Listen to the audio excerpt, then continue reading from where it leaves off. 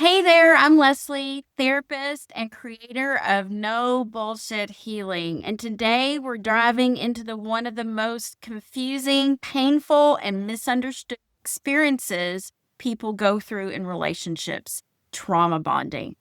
If you've ever had someone leave or you've left, gone back, left again, gone back again, and every time you swore it was the last time, this episode is for you. So hang on. But before I dive in, I want to remind you that this video is for educational and personal insight only. It's not therapy, it's not a substitute for therapy, and it's not meant to diagnose anyone. If you're in a relationship that feels unsafe or overwhelming, please reach out to a licensed professional or someone you trust. You deserve support that meets you where you are. All right, so let me tell you a story, and maybe it's your story. You leave, you go back, you leave again, you go back again, and every time you return, you swear, this is it. It's going to be the last time.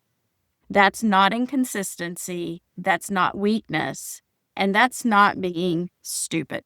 That's a trauma bond. So trauma bonds almost always start with intensity. The connection feels electric. You feel seen, chosen, wanted, understood. Your brain lights up like, finally, this is it. I found them. So then your guard drops. Your nervous system relaxes and you attach. And that is when the sets in.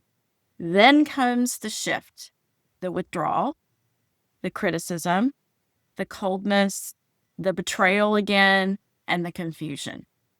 So you're suddenly walking on eggshells. It's like the carpet got pulled out from under you, and you're trying to get back to the version of them you met at the very beginning. And that's why you keep going back, because you're like, I remember that version, that person.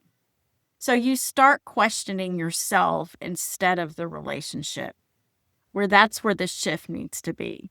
Instead of questioning yourself, you need to question the person and the relationship.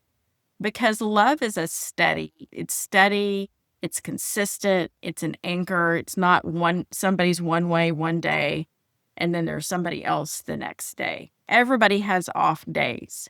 But a trauma bond feels like suddenly someone just pulled the rug out from under me. It's like, whoa, what just happened?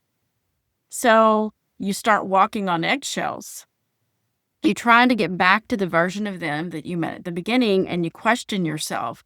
Your nervous system starts to panic.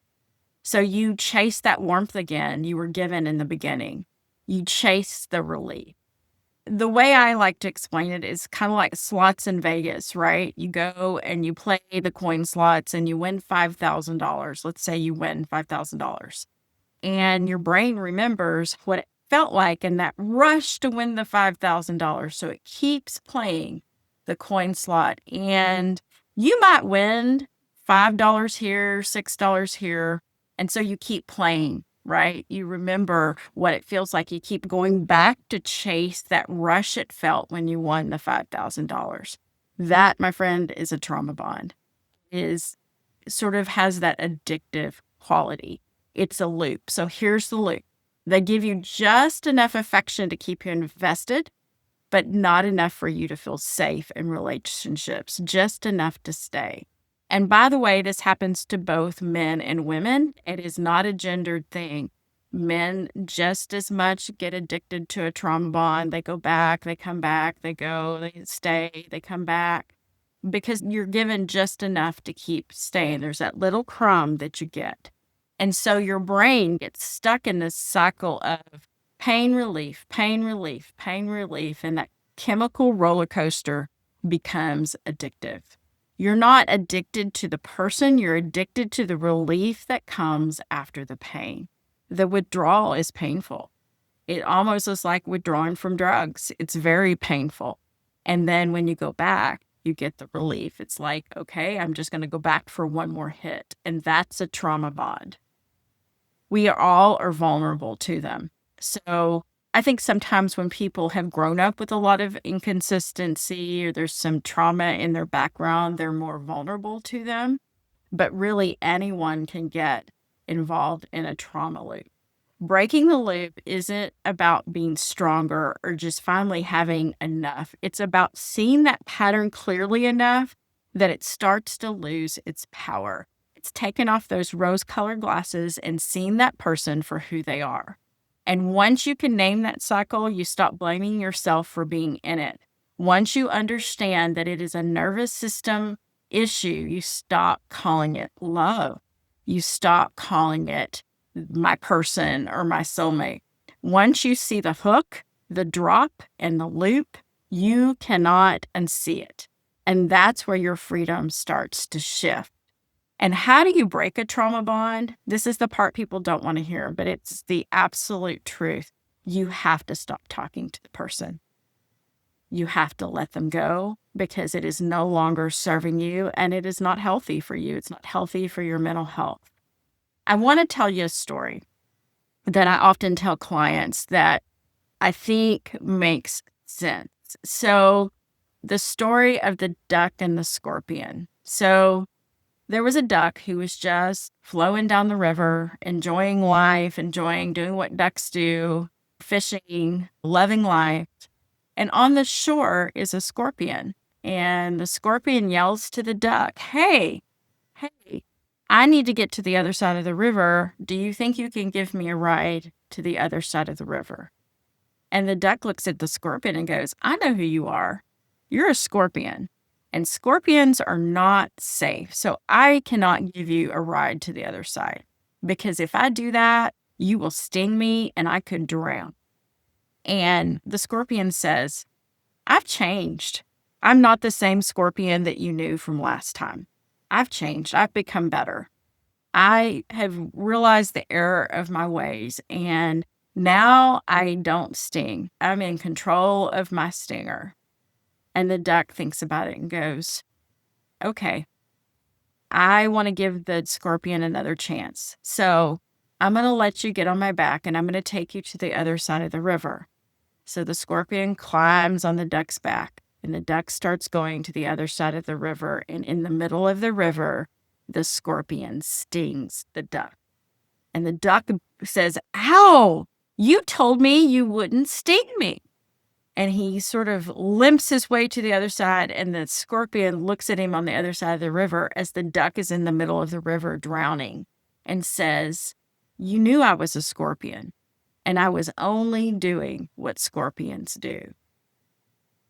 That, my friends, is sort of encompasses what a dysfunctional relationship is or why we keep going back to things that don't serve us.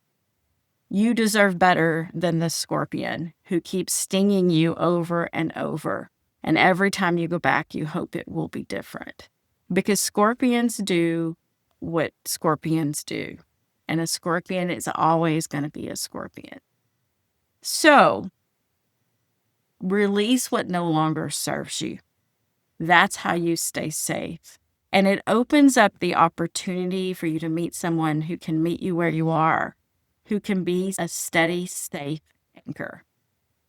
And if this story feels familiar, I want you to hear me clearly. You're not the duck because you're broken. You're a kind, empathetic person, and the world needs more people like the duck. You're not weak, you're not crazy, but you're bonded in a way that is not healthy, and bonds can be undone. Healing isn't about just ripping yourself away, but it's slowly remembering who you are outside of the cycle. It's about rebuilding your voice, your identity, your nervous system, and telling yourself the truth about who this person is. You deserve a relationship that doesn't require you to abandon yourself to keep yourself alive or to keep the relationship alive. You deserve a relationship that doesn't require you to abandon yourself to keep them alive. Stay with this series because I'm going to help you learn how to heal from betrayal and hopefully learn to speak your truth, rebuild your identity after your world has been shattered. Here's the thing, you're not stuck. You're just waking up. And waking up is the beginning of everything. Thank you so much for joining. And if you're loving my series, please like, subscribe, share, and I will see you next time.